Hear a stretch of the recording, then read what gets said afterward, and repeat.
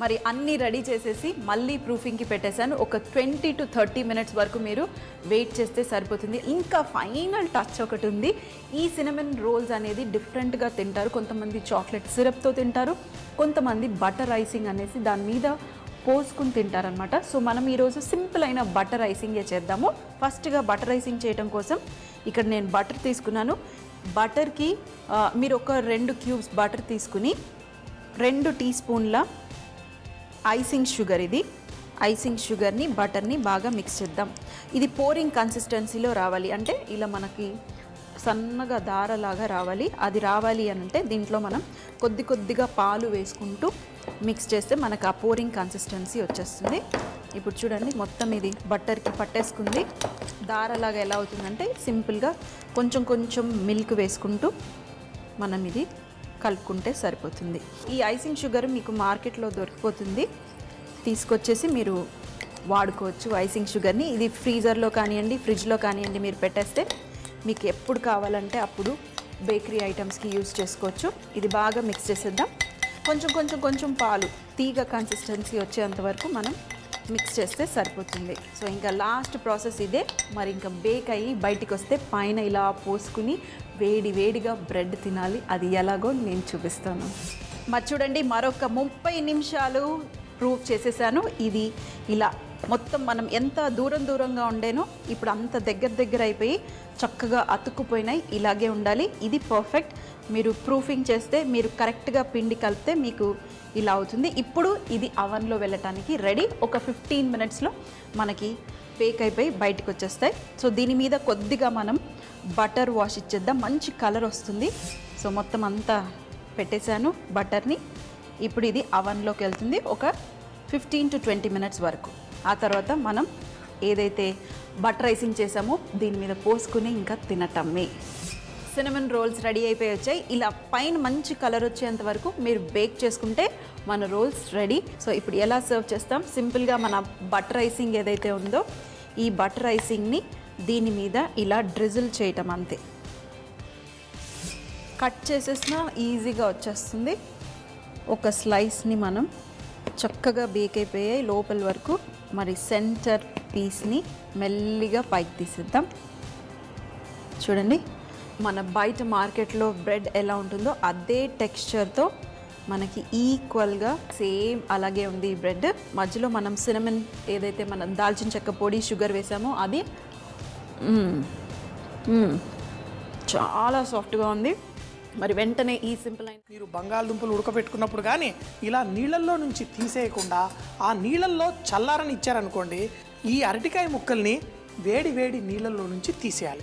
తీసేయకపోతే కొంచెం చల్లారినా కానీ నీళ్లు పీల్చుకొని తర్వాత ఇలా మసాలాలు చేసుకోవడానికి బాగోదు. ఈ అరటికాయ పైన పొట్టు మీరు తీసేయాలనుకుంటే లైట్గా దీన్ని ఇలా తీసేద్దాం.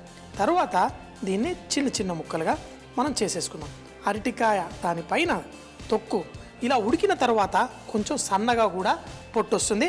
దీన్ని చిన్న ముక్కలుగా ఇలా కట్ చేసుకొని కొంచెం అంత కీమా ముక్కల్లా వీటిని ఇలా చిన్నగా కట్ చేసేసి తర్వాత వీటిని మసాలా ఏదైతే రెడీ ఉందో దీంట్లో వేసేసుకొని మిరపకాయ బజ్జీల్లో స్టఫింగ్ చేసుకుందాం. చూడండి, ఇలా కావాలంటే కొంచెం అంతా చిదిమినట్టు చేసుకుంటే ఇంకా పర్ఫెక్ట్గా ఉంటుంది. మిగతావి కూడా కట్ చేసేసి ఇందులో వేసేసుకుందాం. ఈ అరటికాయ ముక్కలన్నీ కట్ చేసుకొని ఆమ్చూరు పొడి, మన కొబ్బరి పొడి, పల్లీల పొడి అన్నిట్లో దీన్ని కలిపేసుకున్నాం. ఇప్పుడు మీకు చూస్తే ఏదో బంగాళదుంప చిదిమినట్టుంది, మరి దీని రుచి కూడా పర్ఫెక్ట్గా ఉంది. ఇప్పుడు ఉప్పు సరిపోయింది, అలాగే దీంట్లో మంచి రుచి వచ్చేసింది. నిజంగా ఇది ఒక పరాటాలో వేసుకుంటే కనుక మంచి పరాటా, పుల్లటి పరాటా కూడా తయారు చేసుకోవచ్చు. కానీ మనం పండగ బజ్జీల కోసం అరటికాయ, కొబ్బరికాయ, అది కూడా మామిడికాయ అన్ని పొళ్ళు కలిపేసి చక్కగా తయారు చేసుకున్నాం. ఇప్పుడు ఈ ఒక్కొక్క మిరపకాయని లైట్గా మనం చేసి దాని లోపల ఈ అరటికాయ బజ్జీ కోసం స్టఫింగ్ చేసేసుకుందాం. ఈ విధంగా దీన్ని చక్కగా లోపల పెట్టి మనం ప్రెస్ చేద్దాం. కావలసినంత ఇందులో వేసుకుందాం. ఒక్క అరటికాయ మనం చేసిన తర్వాత 6 బజ్జీలకి ఇలా మిరపకాయల్లో స్టఫింగ్కి వస్తుంది. చూసారు కదా. ఇప్పుడు ఈ స్టఫింగ్ అయిన దాన్ని పక్కన పెట్టేసుకుందాం. తర్వాత వేడి నూనెలో మన పిండిలో ముంచి దీన్ని ఫ్రై చేసుకుందాం. ఇదే విధంగా ఇవన్నీ కూడా మనం స్టఫింగ్ చేసుకుందాం. 6 కావాలి కాబట్టి కావాలంటే 6 ముద్దలుగా కూడా మనం చేసుకొని స్టఫింగ్ చేసుకోవచ్చు. మన మిరపకాయ బజ్జీలు ఫ్రై చేసుకోవడం కోసం మన ఫార్చ్యూన్ రిఫైన్డ్ సన్ఫ్లవర్ ఆయిల్ వాడుకుందాం. ఎందుకంటే మంచి న్యూట్రల్ టేస్ట్లో మంచి టేస్ట్ ఇస్తుంది, మరి మనకి హెల్త్ కూడా చాలా బాగుంటుంది. ఇప్పుడు మన మిరపకాయలు స్టఫింగ్ అయిపోయాయి.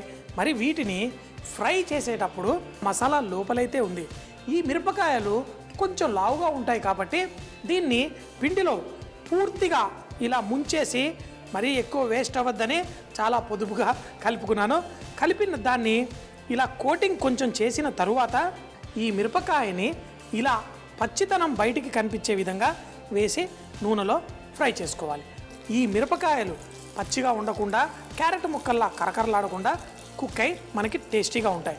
దీంట్లో ఒక్కసారి 2 కంటే ఎక్కువ వేయలేము, ఎందుకంటే కడాయి చిన్నది, ఈ మిరపకాయలేమో చాలా పెద్దగా ఉన్నాయి. కోట్ అయిన తర్వాత ఏం కంగారు పడక్కర్లేదు, ఒక సైడ్ మనకి మిరపకాయ కనిపించాలి. అప్పుడే పండగ మిరపకాయ బజ్జీలు రెడీ అవుతాయి. దాని తర్వాత మీ ఇష్టం, ఉల్లిపాయలు, నిమ్మకాయ, కొత్తిమీర వేసి తింటారా, ఎలా తింటారు. మరి చెప్పినట్టుగా మరీ ఎక్కువ సోడా వేయకుండా పర్ఫెక్ట్గా చేసుకుంటే మనకి చాలా టేస్టీగా వస్తాయి. మిరపకాయ బజ్జీ ఫ్రై అయిన తర్వాత ఇలా చూస్తే ఆ మిరపకాయ రంగు మారాలి, కుక్ అవ్వాలి. అప్పుడే మన మిరపకాయ బజ్జీలు భలే టేస్టీగా ఉంటాయి. ఏమీ చక్కగా స్టఫింగ్ ఏమీ లేకుండా కూడా మార్కెట్లో 10 రూపాయలకి ఈ బజ్జీలు అమ్ముతూ ఉంటారు. కానీ ఇందులో మనం అరటికాయ ఇవన్నీ వేసాం. ఒక్కొక్క బజ్జీ 100 రూపాయలు అనుకొని చక్కగా ఎంజాయ్ చేద్దాం. ఈ స్టఫ్ చేసుకున్నది పిండిలో చక్కగా మునగాలి. మిగతా దాన్ని లైట్గా కోటింగ్ చేసి దీంట్లో నుంచి తీసేటప్పుడు ఆ పిండిని కొంచెం తీసేసి నూనెలో వేసి ఫ్రై చేసుకుంటే పర్ఫెక్ట్గా ఉంటుంది. మరోసారి చూసారు కదా, ఇప్పుడు చక్కగా వీటిని ఫ్రై చేసేసుకొని ఫుల్గా ఎంజాయ్ చేద్దాం. ఎంత చేసుకున్నా ఈ మిరపకాయ బజ్జీల్లో కొంచెం అంత నిమ్మరసము, కొత్తిమీర వేసుకుంటే చాలా బాగుంటుంది. సో మరి కొంచెం అంత కొత్తిమీర ఇలా ప్లేట్లో తీసుకుందాం. దీంట్లో ఉల్లిపాయలు కలిపామనుకోండి, దీని మజా వేరుంటుంది. మరి ఇంకొకటి మన చాట్ మసాలా కూడా మనం దీంట్లో చక్కగా కలిపేసేసి దీన్ని నిమ్మకాయ రసం కొంచెం పిండుకుంటే ఇంకా సూపర్ పర్ఫెక్ట్గా ఉంటుంది. మరి ఈ చేసుకున్న ఈ మిశ్రమాన్ని మరోసారి ఎటువైపు అయితే మిరపకాయ చక్కగా కుక్ అయిపోయి ఉందో చూడండి, ఎంత సాఫ్ట్గా పర్ఫెక్ట్గా ఉంది. దీని పొట్ట విప్పి దీంట్లో ఈ మిశ్రమాన్ని వేసేసుకుందాం.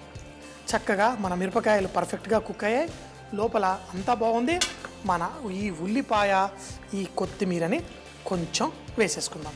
వేసుకొని కావాలంటే మరి కొంచెం అంత చాట్ మసాలా పైన కూడా జల్లుకుంటే బాగుంటుంది. మన వచ్చిన అతిథులకి మంచిగా మన ఈ పండగ మిరపకాయ బజ్జీలు చక్కగా ఇలా చేద్దాం. ఒక్క మిరపకాయ బజ్జీ తింటేనే భలే హాయిగా అనిపిస్తుంది.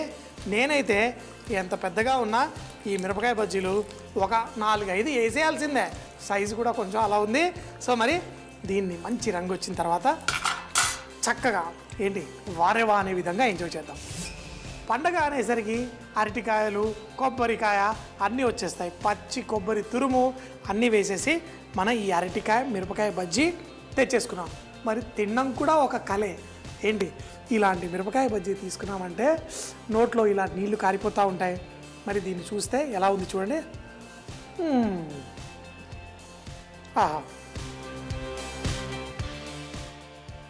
ఆ మిరపకాయ ఇలా సగం పిండి సగం కలిపినందుకు మంచిగా ఉడికింది. లోపల అరటికాయ, మరి ఒక్క అరటికాయతోటి 6 బజ్జీలు చేస్తాం. దీన్ని ఒక్కొక్క బైట్లో మాటల్లో చెప్పచ్చా